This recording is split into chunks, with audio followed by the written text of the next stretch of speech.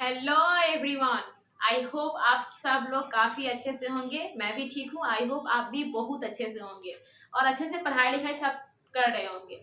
ठीक है, चलिए, हमें विश्वास है कि इसके आगे के जो भी वीडियो मैंने डाला है आपको प्रकाश में, फिजिक्स क्लास 10 फिजिक्स चैप्टर 1 प्रकाश में पढ़ा रही हूँ।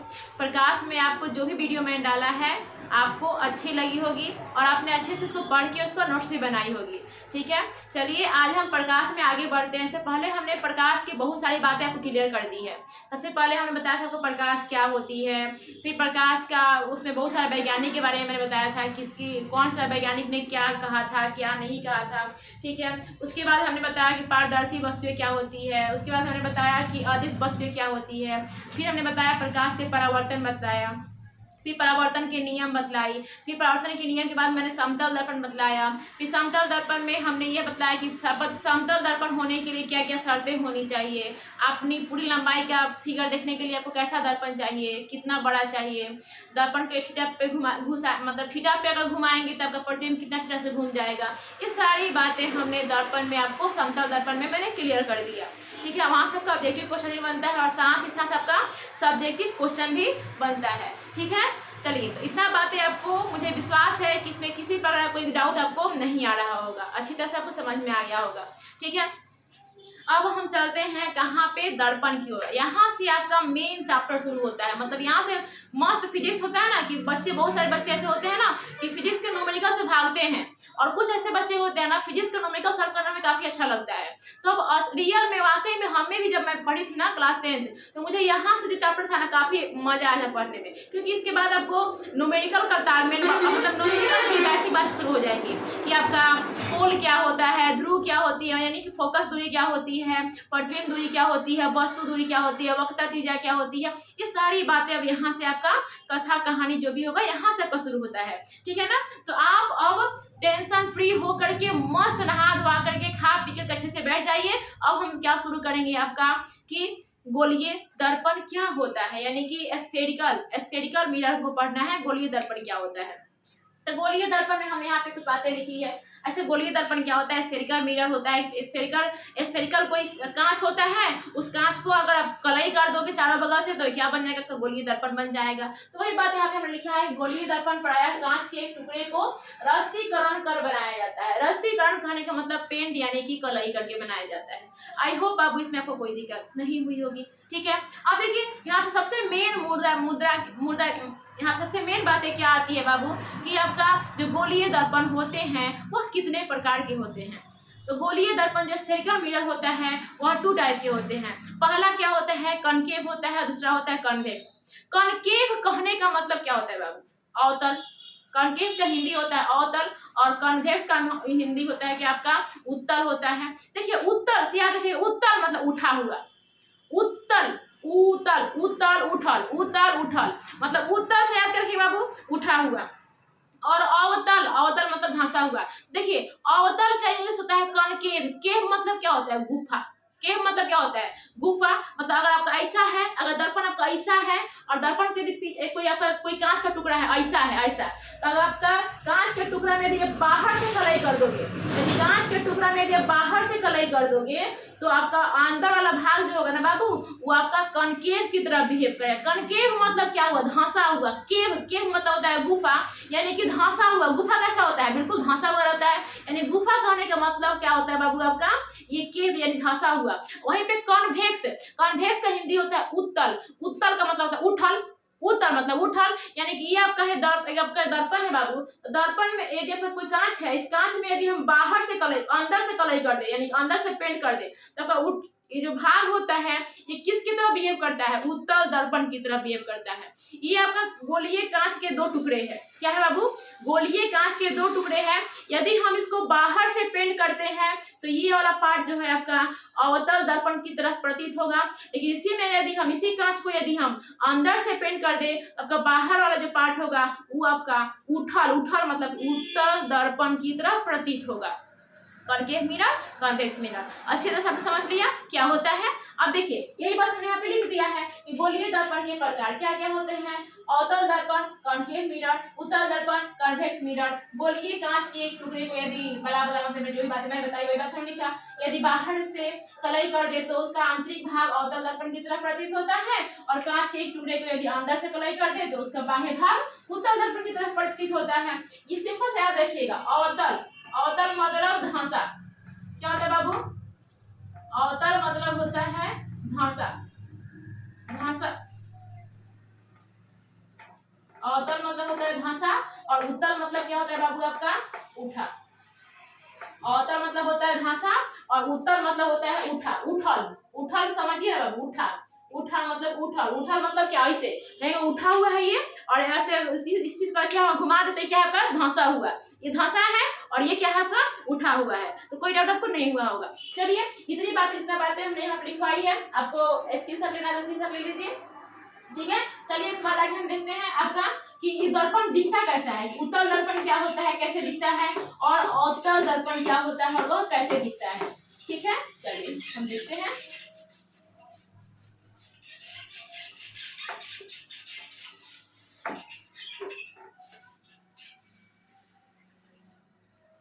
तो मैं आपको क्या बता रही थी बाबू कि गोलीय दर्पण, गोलीय दर्पण के, गोलीय कांच के एक टुकड़े को, अब हम गोलीय कांच लेंगे।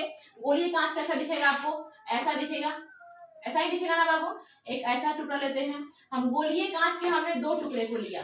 गोलीय कांच के, ये कांच है अभी आपका, ये कोई दर्पण अभी नहीं है। तो गोलीय कांच के हमने दो टुकड़े को लिया, ठीक है। अब दो टुकड़ों में बाबू, गोलीय कांच के दो टुकड़ों, अभी कांच का टुकड़ा है, इस कांच के टुकड़े को हम क्या किया? हमने बाहर से कलई किया। इस कांच के टुकड़े को यदि हमने बाहर से क्या किया बाबू? कलई किया। कलई मतलब कि पेंट किया, पेंट यानी कि रस्तीकरण किया। और इस कांच के टुकड़े को हमने अंदर से पेंट किया। एक कांच के टुकड़े को हमने बाहर से पेंट किया और एक कांच के टुकड़े को हमने क्या किया बाबू? अंदर से पेंट किया, ठीक है। अब देखिए ये आपका कौन सा दर्पण हुआ? देखो कैसा दिख रहा है? धांसल दिख रहा है, यानी कि पेंट कर दिए। अब इस दर्पण, इस हमने कांच को क्या किया? हमने पेंट करके दर्पण बना दिया। कौन सा दर्पण बन गया बाबू? धांसल दर्पण। धांसल कहने का मतलब कि कॉनकेव मिरर, कॉनकेव कहने का मतलब कि अवतल दर्पण। कौन सा दर्पण बाबू बनाइए? अवतल दर्पण, अवतल दर्पण यानी कि धांसा भाग, धांसा हुआ अवतल दर्पण। देखिए धांसा हुआ भाग है कि नहीं है? तो ये हुआ आपका अवतल दर्पण। ये देखिए इसमें इसी गोलीय आपका जो कांच है, गोलीय कांच के एक टुकड़े को यदि अंदर से हम पेंट कर दे, अंदर से पेंट करते तो इसका ऊपरी जो भाग होती है कैसा बिहेव करता है? उत्तल दर्पण की तरह। कैसा बिहेव करता है बाबू? उत्तल दर्पण,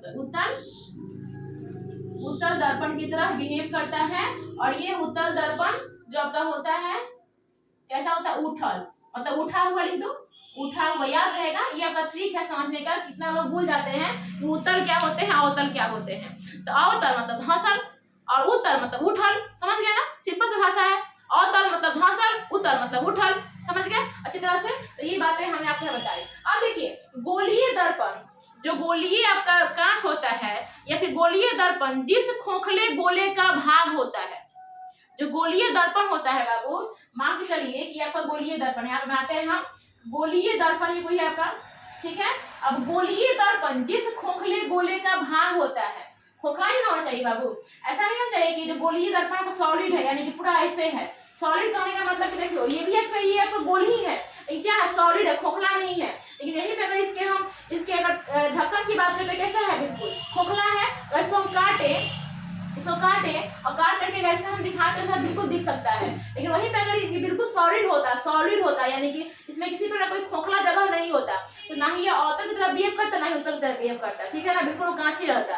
तो गोलीय दर्पण जिस खोखले गोले का भाग होता है, गोलीय दर्पण जिस खोखले गोले का भाग होता है, उसके केंद्र को हम क्या कहते हैं? हम अवतल दर्पण, सॉरी उसके केंद्र को बोलते हैं हम वक्रता केंद्र कहते हैं। क्या कहते हैं बाबू? वक्रता केंद्र यानी कि सेंटर ऑफ कर्वेचर बोलते हैं। गोलीय दर्पण जिस खोखले गोले का भाग होता है उसके केंद्र को वक्रता केंद्र यानी कि सेंटर ऑफ कर्वेचर कहते हैं। यही आपका क्या है? आपका गोलीय दर्पण का केंद्र बिंदु है। उसी प्रकार ये भी क्या है, गोलीय दर्पण का एक टुकड़ा है, इसका भी तो कहीं ना कहीं केंद्र होगा ना बाबू, या इसका भी कहीं ना कहीं केंद्र होगा। उसी प्रकार ये भी तो एक गोलीय दर्पण का हिस्सा है, एक टुकड़ा है, तो इसका भी कहीं ना कहीं केंद्र होगा। अब इसी केंद्र को हम क्या कहते हैं, वक्रता केंद्र, वक्रता, वक्रता केंद्र, इसे क्या कहते हैं बाबू हम, वक्रता केंद्र। इसको भी क्या कहते हैं हम, वक्रता केंद्र। यहाँ पे लिख देते हैं वक्रता, वक्रता केंद्र, ठीक है। तो ये क्या हुआ आपका वक्रता केंद्र। अब गोलीय दर्पण के मध्य बिंदु को, यानी सॉरी अवतल दर्पण हो या फिर उत्तल दर्पण हो, तो अवतल दर्पण या फिर उत्तल दर्पण के, यहाँ पे सबका ये अवतल दर्पण है, तो अवतल दर्पण या फिर उत्तल दर्पण के ठीक मध्य बिंदु को, या फिर यहाँ पे मध्य बिंदु को क्या कहते हैं हम, पोल कहते हैं, POLE, पोल या फिर ध्रुव कहते हैं। क्या कहते हैं बाबू, पोल या फिर हिंदी में बोलते हैं ध्रुव। इसको भी हम क्या बोलेंगे, ध्रुव, ध्रुव क्या बोलेंगे, इसको हम ध्रुव बोलेंगे, ठीक है। तो देखिए अब ध्रुव और वक्रता केंद्र को, ध्रुव और वक्रता केंद्र को हम आपस में मिला दें, आपका ये क्या है, आपका ये वक्रता केंद्र है, ये है आपका वक्रता केंद्र और ये है आपका ध्रुव। तो ध्रुव और वक्रता केंद्र को आपस में मिला दें और इस लाइन को और हम बढ़ा दें, ध्रुव और वक्रता केंद्र को मिला करके इस लाइन को और हम बढ़ा दें, तो ये लाइन आपका पूरा के पूरा क्या कहलाएगी, मुख्य अक्ष कहलाएगी। क्या कहलाएगी, मुख्य अक्ष, यानी कि प्रिंसिपल एक्सिस कहलाएगी। मुख्य अक्ष यानी कि हिंदी में क्या बोलेंगे उसको, इंग्लिश में क्या बोलेंगे, प्रिंसिपल एक्सिस। इसी प्रकार ये ध्रुव, ध्रुव को हम सूचित करते हैं P से, और वहीं पे वक्रता केंद्र को दिखाते हैं हम C से। आपका जो वक्रता केंद्र है ये क्या है, आपका C है, और यहाँ पे ध्रुव क्या है, ध्रुव को हम बोलते हैं P, पोल होता है, उसको किस सूचित करते हैं हम, P से दिखाते हैं। इसमें कोई दिक्कत आपको नहीं हुआ होगा। अब देखिए ये आपका पोल और वक्रता केंद्र को पूरी तरह से इसको हम मिला दें, मिला के इस लाइन को और आगे हम बढ़ा दें, यहाँ पे C है, इस लाइन को और आगे बढ़ा दें। इसी लाइन को क्या कहते हैं हम, मुख्य अक्ष, प्रिंसिपल एक्सिस या फिर प्रधान अक्ष बोलते हैं। प्रधान अक्ष क्या बोलते हैं इसको बाबू हम, प्रधान अक्ष या मुख्य अक्ष बोलते हैं। क्या बोलते हैं इसको, मुख्य अक्ष। अगर इंग्लिश में बोले तो इसको प्रिंसिपल एक्सिस बोलते हैं। क्या बोलते हैं, मुख्य अक्ष, प्रधान अक्ष या प्रिंसिपल एक्सिस। अब इसी में हम आते हैं फिर से कहा, क्या पॉइंट पे, देखिए आपका जो ये दर्पण होता है, ये गोलीय दर्पण के मध्य बिंदु को हम पोल कहते हैं, और गोलीय दर्पण जिस खोखले गोले का भाग होता है उसके केंद्र को हम वक्रता केंद्र कहते हैं। वो इसमें भी वही बात है कि गोलीय दर्पण के मध्य बिंदु को दर्पण का केंद्र नहीं पोल कहते हैं, यानी कि ध्रुव कहते हैं, और इसी गोलीय दर्पण जिस खोखले गोले का भाग होता है उसे केंद्र को कहते हैं, वक्रता केंद्र कहते हैं। अब आपका वक्रता केंद्र और ध्रुव को मिलाने वाली सीधी रेखा को हम बोलते हैं मुख्य अक्ष, प्रधान अक्ष या फिर प्रिंसिपल एक्सिस बोलते हैं। कोई ज्यादा को नहीं होगा। सेम वही बात कि गोलीय दर्पण के वक्रता केंद्र और ध्रुव को मिलाने वाली सीधी रेखा को और आगे तक हम बढ़ा के खींच दें, वो सारी की सारी जो रेखाएं होती है, सीधी रेखाएं, उसे हम क्या कहते हैं, उसे कहते हैं हम मुख्य अक्ष, प्रधान अक्ष या फिर प्रिंसिपल एक्सिस बोलते हैं। इसमें आपको किसी प्रकार से कोई डाउट नहीं हुई होगी। अब देखिए यहाँ पे ये पोल और सेंटर ऑफ कर्वेचर, पोल और सेंटर ऑफ कर्वेचर यानी कि ध्रुव और वक्रता केंद्र के ठीक बीचों बीच क्या होता है आपका बाबू, एफ, यानी कि इसको बोलते हैं फोकस। इसे क्या बोलते हैं बाबू, फोकस बोलते हैं। अब फोकस से क्या समझ में आता है बाबू, जब फोकस होती है आपका क्या होती है, वक्रता केंद्र जितना आपका ध्रुव से फोकस की दूरी है, अगर यहाँ पे ध्रुव से फोकस की दूरी यदि 10 मीटर है, कितना मीटर है, 10 मीटर है, तो फोकस से आपका सेंटर ऑफ कर्वेचर यानी कि वक्रता केंद्र की दूरी भी 10 सेंटीमीटर है, 10 ही मीटर है। कितना है, 10 ही मीटर, यानी कि आपका यदि ध्रुव से वक्रता केंद्र की दूरी यदि 20 मीटर है, ध्रुव से वक्रता केंद्र की दूरी यदि 20 मीटर है, तो ध्रुव से फोकस दूरी कितना हो जाएगी, 10 मीटर हो जाएगी। यानी कि जितना दूर ध्रुव से जितना दूरी f का है उतना ही, यानी कि ये दूरी और ये दूरी आपस में बराबर है, मतलब जितना दूरी ध्रुव से फोकस की दूरी है उतना ही फोकस से आपका वक्रता केंद्र की दूरी है, मतलब जितना ये है उतना ही ये है, ठीक है ना। इसी प्रकार हमने फॉर्मूला क्या लिखते हैं हम, c बराबर r बराबर क्या होता है, f बराबर r/2, f बराबर क्या लिखते हैं हम, r/2, यानी कि इसको ऐसे लिखे हम, इसको हम अगर ऐसे लिखे तो क्या लिख सकते हैं, r बराबर 2f होता है। r बराबर क्या होता है, ये फार्मूला आपको हम सिद्ध करवाएंगे, टेंशन मत लीजिएगा, लेकिन फिलहाल अभी समझ लीजिए कि जितना आपका वक्रता केंद्र होता है, देखिए गोलीय दर्पण में ध्रुव से वक्रता केंद्र की दूरी को हम बोलते हैं वक्रता त्रिज्या। यह देखिए गोलीय दर्पण है, गोलीय दर्पण यानी अवतल है उत्तल, ध्रुव से, यहाँ पे हम कुछ को मिटाएं क्या, थोड़ा सा इसको मिटा देते हैं। तो देखिए ये जो आपका दर्पण है, दर्पण के ध्रुव से वक्रता केंद्र तक की जो दूरी होती है, इसको हम बोलते हैं वक्रता त्रिज्या, जिसे हम बोलते हैं, क्या बोलते हैं, वक्रता त्रिज्या बोलते हैं। ध्रुव से वक्रता केंद्र की दूरी को बोलते हैं वक्रता त्रिज्या, और ध्रुव से फोकस की दूरी को बोलते हैं हम फोकस दूरी। ध्रुव से ही मापेंगे, जितना भी दूरी मापेंगे हम, चाहे दर्पण आपका उत्तल हो, अवतल हो, आपका लेंस हो, उत्तल लेंस हो, अवतल लेंस हो, कोई भी दर्पण या लेंस हो, हमेशा दूरी को हम कहाँ से मापेंगे, उसके ध्रुव से। कहाँ से मापेंगे बाबू, पोल से मापेंगे। तो कोई कहता है बताइए फोकस दूरी कौन है, तो क्या फोकस दूरी यहाँ से यहाँ तक फोकस दूरी है, नहीं, फोकस दूरी जो है आपका ध्रुव से F तक की जो दूरी है उसे हम क्या बोलते हैं, फोकस दूरी। यहाँ से लेकर के यहाँ तक की जो दूरी है क्या है आपका F, यानी कि फोकस दूरी है। और ये क्या है आपका फोकस है, यानी कि ध्रुव से F तक की दूरी को बोलते हैं फोकस दूरी। तो हमको निकालना क्या है, यदि हमको R निकालना है, R, तो R बराबर क्या होता है, यही पर लिखे R बराबर 2F, यानी कि एक F यहाँ से यहाँ तक, और यही जितना आपका ये होगा, यहाँ जितना आपका पोल से F की दूरी होगा उतना ही दूरी F से C की दूरी होनी चाहिए। इसीलिए मैंने यहाँ पर लिखा है F बराबर R/2, यानी कि यदि हमको F का वैल्यू निकालना होगा तो ये पूरा R अगर 20 सेंटीमीटर है तो F बराबर कितना हो जाएगा, 10 सेंटीमीटर, क्योंकि हमारा फॉर्मूला ही होता है। और आपका बताता भी है, गोलीय दर्पण बताता भी है कि जितना आपका पोल से F की दूरी है उतना ही F से आपका वक्रता केंद्र की दूरी है। इसीलिए क्या होता है F बराबर R/2, यदि F निकालना होगा तो R/2 से भाग, मतलब R का जो वैल्यू होगा 10 होगा 20 होगा, उतना में 2 से भाग दीजिएगा, F का वैल्यू निकल जाएगा। यदि आपको R निकालना होगा तो 2 में जितना F का वैल्यू होगा 10 से गुना कर दीजिएगा, तो कितना क्या निकल जाएगा आपका R निकल जाएगा। इस पे आपका ऑब्जेक्टिव क्वेश्चन भर के एग्जाम में आते हैं, बहुत सारे क्वेश्चन आते हैं एग्जाम में, मतलब बहुत सारे करने का मतलब कि एक अगर आप देखते हो किसी अगर बोर्ड की एग्जाम अगर क्लास 10th का, उसमें हमको लगता है कि 2 से 3 क्वेश्चन तो आ ही जाते हैं ऑब्जेक्टिव क्वेश्चन। सब्जेक्टिव तो आएंगे सो अलग बात है, लेकिन ऑब्जेक्टिव क्वेश्चन भी F बराबर R/2 पे या फिर R बराबर 2F पे बहुत सारे क्वेश्चन बनते हैं बाबू, इसको इग्नोर मत कीजिएगा, ठीक है ना। ये भी पूछता है कि किसी भी दूरी को हम दर्पण में किसी भी दूरी को हम कहाँ से मापते हैं, तो पोल से, दर्पण के ध्रुव से ही फोकस दूरी को मापेंगे, दर्पण के ध्रुव से ही वस्तु दूरी को मापेंगे, दर्पण के ध्रुव से ही हम वक्रता त्रिज्या मापेंगे, दर्पण के ध्रुव से ही हम प्रतिबिंब की दूरी को मापेंगे। ये सारी बातें आपको कहाँ से मापेंगे, हम दर्पण के ध्रुव से ही मापेंगे। आई होप बाबू यहाँ तक आपको पूरी अच्छी तरह से क्लियर कट आपको पूरी तरह से हो गया होगा, दिमाग में बैठ गया होगा, ठीक है। तो आप समझ गए कि आपका अवतल दर्पण क्या होता है, उत्तल दर्पण क्या होता है, आपका मुख्य अक्ष या प्रधान अक्ष क्या होता है, मुख्य अक्ष प्रधान अक्ष क्या होता है। गोलीय दर्पण में आपका वक्रता केंद्र और ध्रुव को मिलाने वाली जो आपकी सीधी रेखा होती है उसे मुख्य अक्ष या प्रधान अक्ष कहते हैं, ठीक है। आपका दूसरा होता है फोकस दूरी। तो गोलीय दर्पण में वक्रता केंद्र के ठीक आधी जो होती है उसे क्या बोलते हैं, हम फोकस दूरी कहते हैं। उसी प्रकार अगर हम कहें किसकी बात करें, आपका ध्रुव की, तो गोलीय दर्पण के मध्य बिंदु को, यानी कि अवतल दर्पण या फिर उत्तल दर्पण के ठीक मध्य बिंदु को हम बोलते हैं, दर्पण का ध्रुव बोलते हैं, केंद्र बोलते हैं, पोल बोलते हैं। और उसी प्रकार यदि हम वक्रता केंद्र की बात बोले तो गोलीय दर्पण जिस खोखले गोले का भाग होता है उसके केंद्र को हम कहते हैं वक्रता केंद्र कहते हैं। वक्रता त्रिज्या की बात करें तो हम दर्पण के ध्रुव से वक्रता केंद्र तक की दूरी को हम बोलते हैं वक्रता त्रिज्या।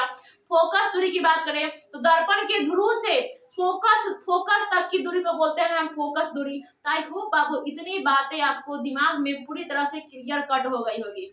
नेक्स्ट वीडियो में आपको बताएंगे कि अवतल दर्पण को उत्तल दर्पण को आप साड़ी अभिसारी दर्पण क्यों कहते हैं, क्या होता है, सारी आपको फिगर के द्वारा को समझाएंगे। उसके बाद आपको बताएंगे हम कि प्रतिबिंब कैसे बनेंगे, प्रतिबिंब कहाँ रखेंगे तो कैसा बनेगा, छोटा बड़ा काल्पनिक उल्टा सीधा, सब आपको हम लाइन बाय लाइन आपको अगले वीडियो में नेक्स्ट चैनल को सही से समझाऊंगी और बताऊंगी। आई होप आपको जितनी बातें अभी यहाँ पे हमने आपको बताई है आपको पूरी तरह से क्लियर कट हो गया होगा। ठीक है, तो इतनी बातें आपको अच्छी तरह से दिमाग में आपको रिवाइज करना है, नोट्स बनाना है, और नोट्स बना करके फिर आपको नेक्स्ट क्लास में आना है, तभी नेक्स्ट क्लास आपको अच्छी तरह से समझ में आएगी। चलिए बाबू, इतनी बात आपको अच्छा लग समझ में आई तो वीडियो को लाइक, सब्सक्राइब और शेयर जरूर कीजिए। Thank you.